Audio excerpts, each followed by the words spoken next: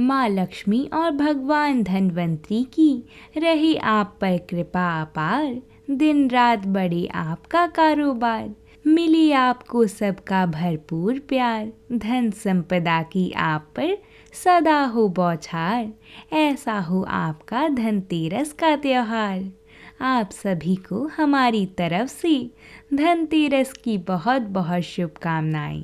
जय श्री कृष्णा दोस्तों, राधे राधे। आज हम आप सभी के लिए धनतेरस के इस खास उपलक्ष्य पर सुनी जाने वाली कहानियां लेकर आए हैं। इन कहानियों का इतना महत्व है कि ऐसा माना जाता है कि जो कोई भी इन कथाओं का श्रवण करता है उसके घर में कभी भी धन दौलत की कमी नहीं होती। माता लक्ष्मी उसके घर में हमेशा विराजमान रहती हैं। कहती हैं कि धनतेरस के दिन धन्वंतरी देव की पूजा करने से वे प्रसन्न होते हैं और अपने भक्तों के आर्थिक संकटों को दूर करते हैं। भगवान धन्वंतरी जी की पूजा करने से व्यक्तियों के जीवन में कभी भी धन दौलत की कमी नहीं रहती। भगवान धन्वंतरी को आयुर्वेद का जन्मदाता माना जाता है, इसलिए इनकी पूजा करने से न केवल स्वास्थ्य लाभ मिलता है बल्कि कई रोगों से भी छुटकारा पाया जा सकता है। भगवान की पूजा अर्चना से सुख समृद्धि और सौभाग्य की प्राप्ति होती है। आइए हम शुरू करते हैं धनतेरस की पहली पौराणिक कथा को। प्राचीन समय की बात है कि एक बार यमराज जी ने अपने दूतों से पूछा कि प्राणियों के प्राण लाते समय तुम्हें कोई दुख नहीं होता? तुम्हारे मन में दया भाव उत्पन्न नहीं हुआ कि हमें प्राण नहीं लेने चाहिए? तो वह कुछ समय सोचकर बोली, नहीं महाराज, हमें दया भाव से क्या मतलब, हम तो बस आपकी आज्ञा का पालन करने में लगे रहते हैं। यमराज जी ने दोबारा पूछा तो उन्होंने बताया कि एक बार ऐसी घटना घटी कि जिसे सुनकर हमारा हृदय कांप उठा था। उन्होंने बताया कि एक बार एक राजकुमार के विवाह के चौथे दिन ही उसके प्राण लेने पड़े थे, तो हमें दुख हुआ था। तो यमराज जी ने कहा, पूरी बात बताओ। तो दूत ने पूरी बात विस्तार से सुनाई। उन्होंने बताया कि एक बार हंस नाम का राजा खेलते खेलते पड़ोसी राज्य की सीमा में पहुंच गया। भूखा प्यासा राजा हंस पड़ोसी राज में हेमराज के यहाँ पहुंचा। हेमराज ने राजा हंस का बहुत स्वागत किया। उसी दिन हेमराज के घर एक पुत्र का जन्म हुआ। राजा हेमराज ने हंस के आने को शुभ माना और कुछ दिन उसको वहीं रहने का आग्रह किया। पुत्र होने की खुशी में 5 दिन बीत गए थे तो राजा ने एक पूजा करवाई जिसमें कुछ विद्वान पंडित भी शामिल थे।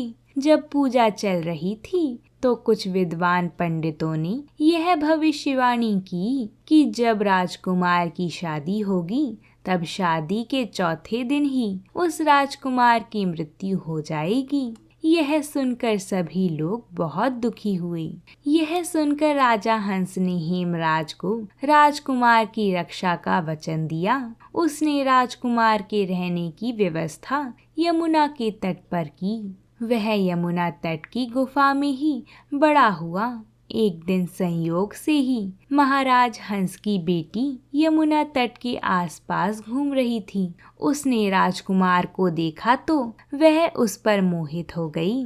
उनकी बात हेमराज को पता चली तो उसने अपने पुत्र का विवाह राजकुमारी से करा दिया। विवाह के चौथे दिन ही राजकुमार मर गया। उसको अपने प्राण हरने पड़े। अपने पति की मृत्यु देख वो नवविवाहित कन्या बिलक बिलक कर रोने लगी। उसका करुण विलाप सुनकर हमारा हृदय कांप उठा था। हमने जीवन में कभी ऐसी जोड़ी नहीं देखी थी। उसके प्राण लेते समय हम अपनी आंसुओं को नहीं रोक सके। यह सुनकर यमराज जी ने कहा कि क्या करें, हमें विधि के विधान का पालन करना ही होता है। हमें विधि के विधान अनुसार उसकी मर्यादा निभाकर ऐसा कार्य करना ही होता है। उसी समय एक यमदूत ने बड़ी उत्सुकता पूर्वक यमराज जी से पूछा कि कोई ऐसा उपाय नहीं है क्या कि किसी प्रकार अकाल मृत्यु से बचा जा सके। इस पर यमराज जी ने बताया कि हाँ, उपाय तो है। उन्होंने बताया कि धनतेरस के दिन यमुना में स्नान करके यमराज और धन्वंतरी जी का पूजन दर्शन पूरी विधि विधान के अनुसार करें और संध्या काल के समय दीपक भी जगाएं और हो सके तो यह व्रत भी रखें। जिस घर में यह पूजन होगा उस घर में कोई भी अकाल मृत्यु नहीं होगी। धनतेरस के दिन भगवान धन्वंतरी जी की भी पूजा की जाती है। कार्तिक कृष्ण त्रयोदशी के दिन भगवान धन्वंतरी जी हाथों में अमृत कलश लेकर प्रकट हुए थे। पौराणिक कथा के अनुसार एक समय असुरों की शक्ति इतनी बढ़ गई थी कि उन्होंने देवताओं को सताना प्रारंभ कर दिया था। परेशान देवगण भगवान विष्णु की शरण में पहुँचे, जहाँ विष्णु जी ने समुद्र मंथन की योजना बनाई। देव व दैत्य दोनों ने मिलकर समुद्र मंथन किया, जिसके फलस्वरूप समुद्र से 14 रत्न निकले, जिसमें लक्ष्मी जी, कौस्तुभमणि, कल्प वृक्ष, मदिरा, अमृत कलशधारी भगवान धन्वंतरी जी, अप्सरा, उच्चैश्रवा घोड़ा, विष्णु जी का धनुष, पांचजन्य शंख, विष, कामधेनु गाय, चंद्रमा और ऐरावत हाथी शामिल थे। समुद्र मंथन से सबसे पहले हलाहल विष की प्राप्ति हुई, जिसे भगवान शिव ने अपने कंठ में धारण किया।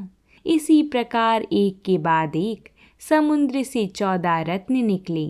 अमृत प्राप्ति का श्रेय भगवान धन्वंतरी जी के भाग्य में था। हाथ में आयुर्वेद शास्त्र, वनस्पति औषधि व अमृत के लिए रत्न आभूषण व वनमाला से सुसज्जित भगवान धन्वंतरी जी समुद्र से प्रकट हुए थे।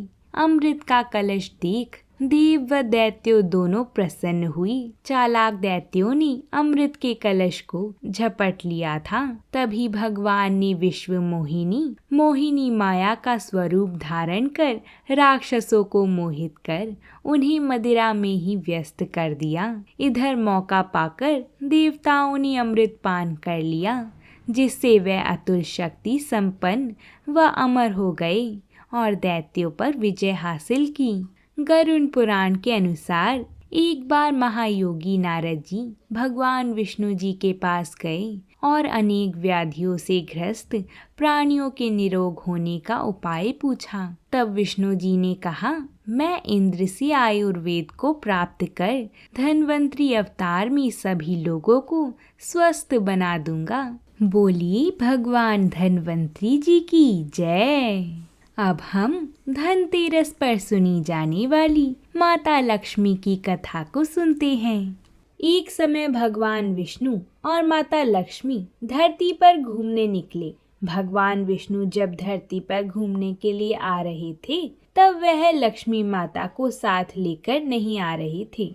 तभी माता लक्ष्मी ने भगवान से आग्रह किया कि हे प्रभु, आप मुझे भी साथ लेकर चलें। भगवान विष्णु ने पहले तो मना किया, परंतु माता के बार बार आग्रह करने पर भगवान इनकार न कर पाए और माता लक्ष्मी को धरती पर साथ लेके जाने के लिए मान गए। पर भगवान ने माता लक्ष्मी के आगे एक शर्त रखी कि वो जब धरती पर उनके साथ होंगी तो उत्तर दिशा की ओर न देखें। माँ ने पूछा कि ऐसा क्यों? तो भगवान ने कहा कि बस यही शर्त है कि तुम उत्तर दिशा की ओर नहीं देखोगी। माता ने वादा किया वह उत्तर दिशा की ओर नहीं देखेंगी। प्रभु माता को लेकर धरती की ओर चल पड़े। जब माता और भगवान विष्णु धरती पर पहुँचे तो भगवान धरती का भ्रमण करने लगे।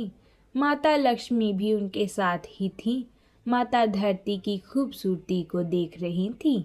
तभी माता लक्ष्मी इतनी खो गईं कि उनको अपना किया हुआ वादा भी याद नहीं रहा। माता उत्तर दिशा की ओर देखने लगी और वहां उन्होंने एक किसान का खेत देखा। वहां पर लहराते हुए रंग बिरंगे फूल थे। माता उन फूलों को देखकर मोहित हो गई और उस खेत से फूल तोड़कर ले आईं। जब भगवान विष्णु ने माता को देखा कि उन्होंने अपना किया वादा तोड़ दिया है तो भगवान क्रोधित हुए और भगवान विष्णु ने माता लक्ष्मी को अपना वादा याद दिलवाया। माता को जब याद आया तो माता लक्ष्मी ने क्षमा मांगी और कहा कि उन्हें अपनी भूल का स्मरण है और वो पश्चाताप करने के लिए तैयार हैं। माता लक्ष्मी को भगवान विष्णु ने आज्ञा दी कि वह उस किसान जिसके बिना पूछे फूल तोड़े हैं उसके घर पर रह के उसकी सेवा करनी होगी। उन फूलों के बदले माता को उस किसान के घर काम करना होगा। माता ने भगवान विष्णु के आदेश का पालन किया और एक साधारण औरत का वेश बनाकर उस किसान के घर की तरफ चल पड़ी। माता लक्ष्मी किसान के घर पहुंची तो देखा कि किसान बहुत ही गरीब है। माता ने किसान के घर का दरवाजा खटखटाया और देखा कि किसान के घर किसान के साथ उसकी पत्नी और उसके 2 बच्चे रहते हैं। माता ने उनसे कहा कि वह एक बेसहारा स्त्री हैं और उनके पास रहने को कोई स्थान नहीं है। माता ने कहा कि वो उनका सारा काम कर दिया करेंगी, बस उन्हें वहां रहने दिया जाए। किसान और किसान का परिवार भला था, उन्होंने उन पर दया की और अपने यहाँ पर रख लिया। माता किसान की झोपड़ी में ही रहने लगी। ऐसे ही कुछ समय बीत गया। माता लक्ष्मी के आने के बाद किसान की फसल फूल बहुत ही अच्छे भाव में बिकने लगे और उसकी अच्छी खासी कमाई होने लगी। किसान बहुत खुश रहने लगा। किसान ने एक नया घर भी बना लिया। ऐसे ही समय बीतता रहा और माता लक्ष्मी भी किसान के घर काम करती रही और किसान एक अमीर आदमी बन गया। किसान भी ये सोचने लगा कि जब से ये कन्या इस घर में आई है तब से वह खुशहाल और अमीर होता जा रहा है। इसका जिक्र उसने अपनी पत्नी से किया कि इस कन्या के कारण उनका जीवन संवर गया है। इसके आने से पहले कहाँ 2 वक्त की रोटी भी मिलनी मुश्किल होती थी और अब कहाँ इतना पैसा, इतना धन दौलत है। किसान की पत्नी ने भी कहा, ये बात तो सच है कि इस कन्या के आने के बाद से ही हमारी किस्मत बदल गई है और जरूर ये कन्या कोई दिव्य ही है। किसान और उसकी पत्नी ने उस कन्या जो कि माता लक्ष्मी ही थी उस पर नजर रखनी शुरू कर दी। तभी उन्होंने देखा कि भगवान विष्णु उस कन्या के सामने प्रकट होते हैं और भगवान विष्णु माता लक्ष्मी से कहते हैं कि अब तुम्हारी सजा पूरी हुई है, अब वैकुंठ लौट चलो। माता लक्ष्मी विष्णु भगवान से कहती हैं कि जैसी आपकी आज्ञा प्रभु, पर जाने से पहले इस किसान की आज्ञा भी ले लूं। तभी किसान और उसका परिवार देख चुका था कि जो कन्या उनके घर में नौकरानी बनकर रह रही थी वह तो स्वयं ही माता लक्ष्मी है। किसान और उसका परिवार माता लक्ष्मी के चरणों में गिर पड़े और क्षमा मांगने लगी कि हे माता, हमने आपको अपने घर में नौकरानी बनाकर रखा, आपसे घर और खेतों में काम करवाया। माता हमें क्षमा करें, हमसे भूल हुई है जो हम आपको पहचान न सकी। माता लक्ष्मी ने कहा, मैं तो तुम्हारी करुणा भाव से प्रसन्न हूँ। तो किसान का परिवार बोला, माता आपने तो पहले ही हमें सब कुछ दिया है, अभी कुछ मांगने को बचा ही क्या है। अपने गोरे चरणों में हमें जगह दे दो माता। माता ने आशीर्वाद दिया और वैकुंठ की ओर भगवान विष्णु के साथ चली गई। माता लक्ष्मी जब भगवान विष्णु के पास पहुंची तो माता भगवान से कहती हैं कि प्रभु, आपके बिना जाने ऐसा हो ही नहीं सकता कि कुछ घटित हो जाए, तो फिर मेरा यूं पृथ्वी पे जाना, मुझसे भूल होना और उस किसान के घर रहना, ये सब आपकी माया ही थी ना प्रभु। भगवान विष्णु बोले, हे लक्ष्मी, ये किसान मेरा परम भक्त था, पर इसके पिछले कर्म के कारण मैं इसकी सहायता नहीं कर पा रहा था। हे लक्ष्मी, जीवन में कुछ भी ऐसे ही नहीं मिलता। मैंने तुम्हें आग्रह किया था कि उत्तर दिशा की ओर मत देखना, लेकिन तुमने देखा और किसान के बिना पूछे उसके फूल तोड़ लिए। ये किसान बहुत गरीब था, इसने उन फूलों को उगाने में बहुत मेहनत की थी, तो जो तुमने उसके फूल तोड़े उसके बदले में कुछ तो देना बनता ही था। हे लक्ष्मी, जहाँ पर भी तुम्हारा वास होता है वो जगह कभी धन से वंचित नहीं रहती है, इसलिए जब तुम उसके घर गई तो उसको सब कुछ मिल गया। वो किसान गरीब से अमीर हो गया। इतना कहकर भगवान विष्णु अंतर्ध्यान हो गए। बोलिए माता लक्ष्मी की जय, भगवान विष्णु की जय। अब हम धन के देवता कुबेर जी की कथा को सुनेंगे। प्राचीन समय की बात है। भगवान कुबेर पूर्व जन्म में एक गुणनिधि नाम के गरीब ब्राह्मण थे। बचपन में उन्होंने अपने पिता से धर्मशास्त्र की शिक्षा ली थी, लेकिन गलत संगत में आने के कारण उन्हें जुआ खेलने और चोरी की लत लग गई। गुणनिधि की इन हरकतों से परेशान होकर उनके पिता ने उन्हें घर से बाहर निकाल दिया था। घर से निकाले जाने के बाद उनकी हालत दयनीय हो गई थी और वह लोगों के घर जाकर भोजन मांगने लगे थे। एक दिन गुणनिधि भोजन की तलाश में गांव-गांव भटक रहे थे, लेकिन उन्हें उस दिन किसी ने भोजन नहीं दिया। इसके बाद गुणनिधि भूख और प्यास से परेशान हो गई। भूख और प्यास के कारण गुणनिधि भटकते भटकते जंगल की ओर निकल पड़ी। जंगल में उन्हें कुछ ब्राह्मण भोग की सामग्री ले जाते हुए दिखाई पड़े।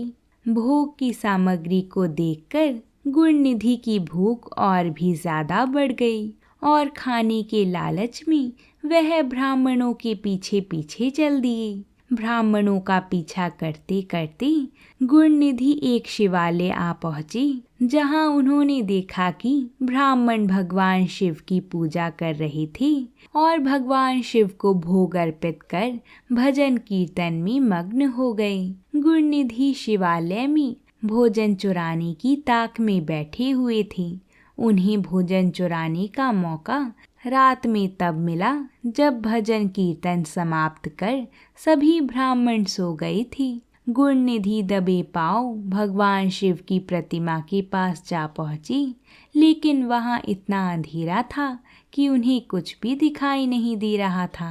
इसलिए उन्होंने एक दीपक जलाया, लेकिन वह दीपक हवा के कारण बुझ गया और यह क्रम बार बार चलता रहा। अंत में वह वहां से भोग प्रसाद चुराकर भागने की कोशिश करने लगी।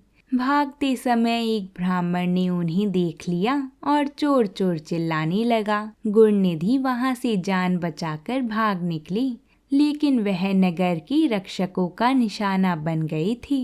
भोजन चुराकर भागते समय गुणनिधि की मौत हो गई, लेकिन अनजाने में उनसे महाशिवरात्रि के व्रत का पालन हो गया था, जिसके कारण वह उस व्रत के शुभ फल के हकदार बन गए थे।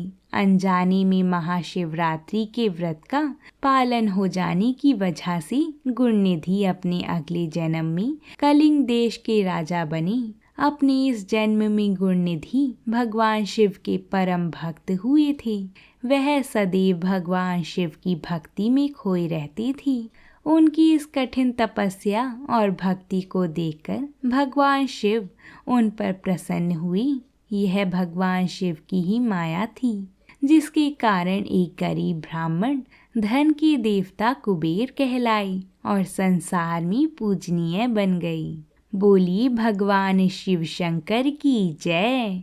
बोलिए भगवान कुबेर जी की जय। अगर आप सभी ने इन कथाओं का श्रवण पूरा भक्ति भाव से किया है तो कमेंट बॉक्स में जय लक्ष्मी माता ज़रूर लिखिएगा। साथ ही अगर वीडियो अच्छी लगी हो तो वीडियो को लाइक और हमारे चैनल को सब्सक्राइब ज़रूर करिएगा। हम आप सभी के लिए ऐसी ही त्योहारों से जुड़ी कथाएं लाते रहते हैं। तो प्रेम से बोलिए जय लक्ष्मी नारायण।